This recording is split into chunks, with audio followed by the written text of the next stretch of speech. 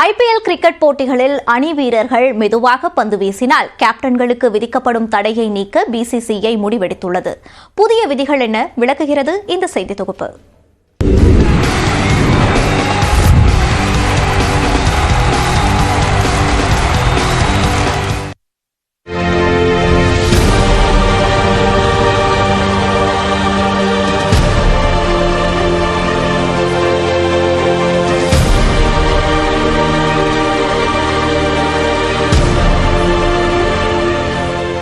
இந்தியாவின் கோடை காலம் வந்தாலே அது கிரிக்கெட் காலம் என்று கொண்டாடப்படும் வகையில் கடந்த 18 ஆண்டுகளாக ஐபிஎல் போட்டிகளுக்கு அமோக வரவேற்பு இருந்து வருகிறது.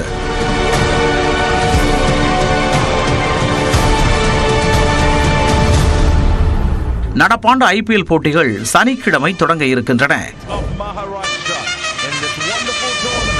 இந்த சூழலில் ஐபிஎல் அணிகளில் விளையாடும் கேப்டன்களுடனான ஆலோசனை கூட்டம் மும்பையில் நடைபெற்றது. இந்த கூட்டத்தில் பல்வேறு அம்சங்கள் குறித்து விவாதிக்கப்பட்டன. குறிப்பாக ஐபிஎல் போட்டிகளில் கடந்த சீசனில் நிர்ணயிக்கப்பட்ட நேரத்தை விட பந்து வீச கூடுதல் நேரம் எடுத்துக்கொண்டால் அந்த அணியின் கேப்டனுக்கு அபராதம் விதிக்கும் முறையுடன் சேர்த்து அடுத்த போட்டியில் கேப்டன் விளையாட தடை ஏற்படும் வகையில் விதிகள் இருந்தன. இது பற்றியும் கொரோனா காலத்தில் தடை விதிக்கப்பட்ட பந்துகளின் மீது உமிழ்நீர் பயன்படுத்துவது குறித்தும் ஆலோசிக்கப்பட்டது.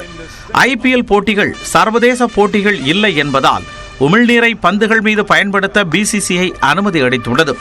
கடந்த சீசன் வரை பெரும்பாலான அம்சங்கள் பேட்ஸ்மேன்களுக்கு சாதகமாக இருப்பதாக புகார் எழுந்த நிலையில் பந்துகள் மீது உமிழ்நீர் பயன்படுத்த பிசிசிஐ அனுமதி அளித்திருப்பது பந்து வீச்சாளர்களுக்கு பெரிய தாக்கத்தை ஏற்படுத்தும் என்று கூறப்படுகிறது.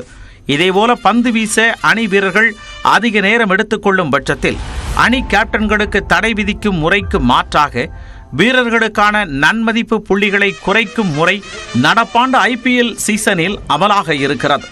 தொடர்ந்து அதிக முறை புள்ளிகளை இழக்கும் அணி கேப்டன்களுக்கு தவிர்க்க முடியாத காரணங்கள் வரும்போது மட்டுமே தடை விதிக்கவும் பிசிசிஐ முடிவெடுத்துள்ளது.